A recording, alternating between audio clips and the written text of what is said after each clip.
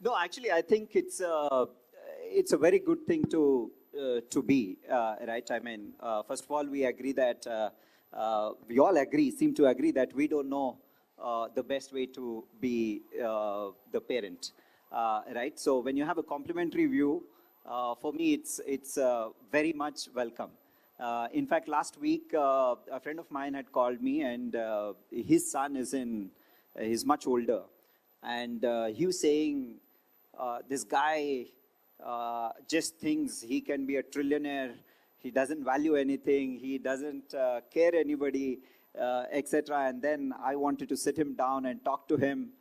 The minute I sat him down and was talking to him, his mom comes in and then hijacks the whole situation, as if only she loves the son, I don't love the son, and things like that, and etc. and all. But at the end of that conversation, what we finalized was, hey, we're not sure if sitting him down and talking in a particular way is the right answer, right? There needs to be a complementary view. In my family, I feel me and my wife, we balance it out really well, right? Often we take the opposite turns, and I very much welcome that, because I'm not sure if either of us knows the right way to parent. It also gives the child a little room to escape, right? So I personally like it, and I personally value it.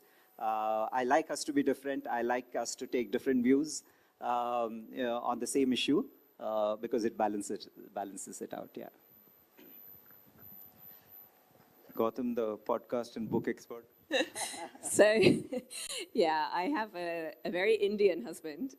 He takes a very academic approach to anything, especially parenting. So please try and find a book on parenting that he has not read. He has read every book, listened to every podcast, and he was deeply offended that I was invited here today and not him.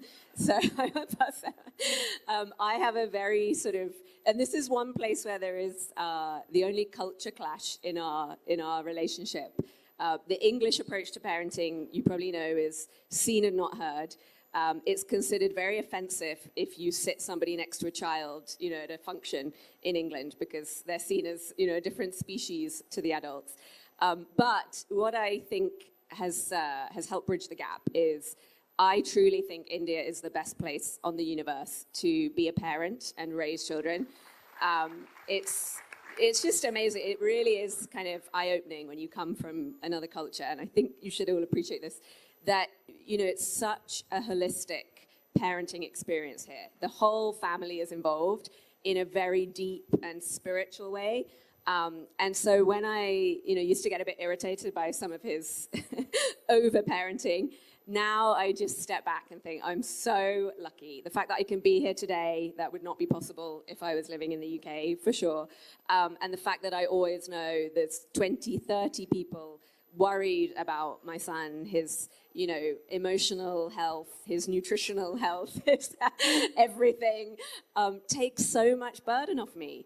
And I'm really glad you haven't asked the question today, and I hope you're not going to, but on so many entrepreneur panels I go on, they always ask, how do you combine being a mother and a startup? And I hate that question, because honestly, this country makes it so easy. It's not even a question that needs to be asked in India. Anything to add? Nothing to add.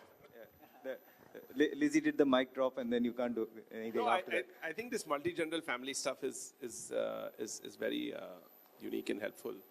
But look, in our home, I tend to sort of let my wife lead a lot of these things.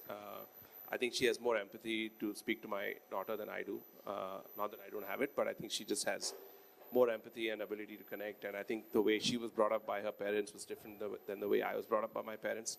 So I feel like that method kind of works better. So that's how we do it.